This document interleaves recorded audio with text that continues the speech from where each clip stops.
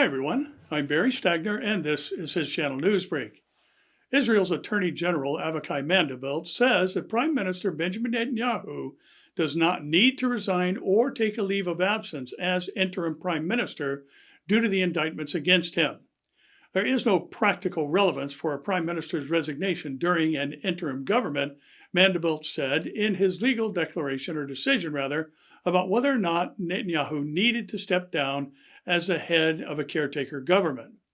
Therefore, in the current circumstances, the question of a temporary leave of absence should likewise be left in the political public sphere, and there is no justification at this time for the Attorney General to rule that the Prime Minister is unable to carry out his duties, the statement went on to say.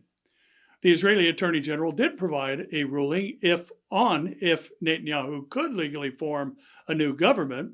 Israel is currently in an unprecedented 21-day period where any member of the Knesset can garner 61 signatures to form a government. If the 21-day period ends without a new government, the country will be headed to elections in March 2020 for the third time in less than a year. Mandelblit also added that the issue of whether or not Netanyahu must give up his other ministerial portfolios, health, welfare, diaspora, and agriculture, would be decided on a later date. Under Israeli law, there are no requirements for a sitting prime minister to resign if they are under criminal indictment. However, other public officials, including cabinet ministers, are required to step down.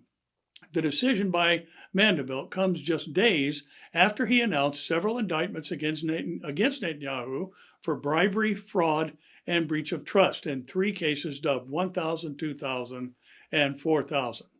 Netanyahu has faced calls to step down following the indictment from his political opponents.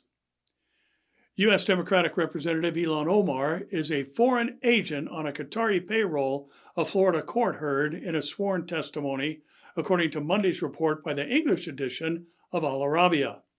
The news agency said it got hold of an October 23rd deposition by Alan Bender, a Kuwait-born businessman from Canada, testifying in a case against the Qatari emir's brother, verified by the plaintiff's attorney. According to Bender, he met with 3 top Qatari officials, including the emir for security affairs, the secretary that is, and was told that Omar is the crown jewel among U.S. politicians recruited by Qatar.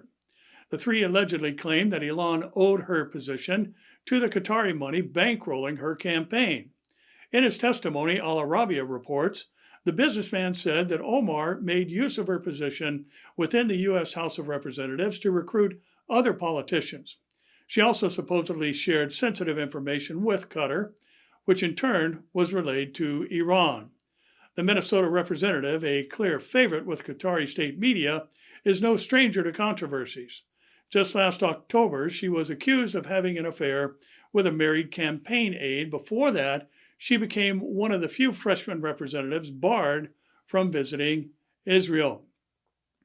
13 people were killed when the most powerful earthquake to hit Albania in decades shook the capital of Tirana and the country's west and north on Tuesday, tearing down buildings and burying residents inside under rubble. Well, we do know that there will not just be political unrest, but the world or the globe will be shaking, groaning, and travailing as well in the last days, giving us today's reminder to keep looking up.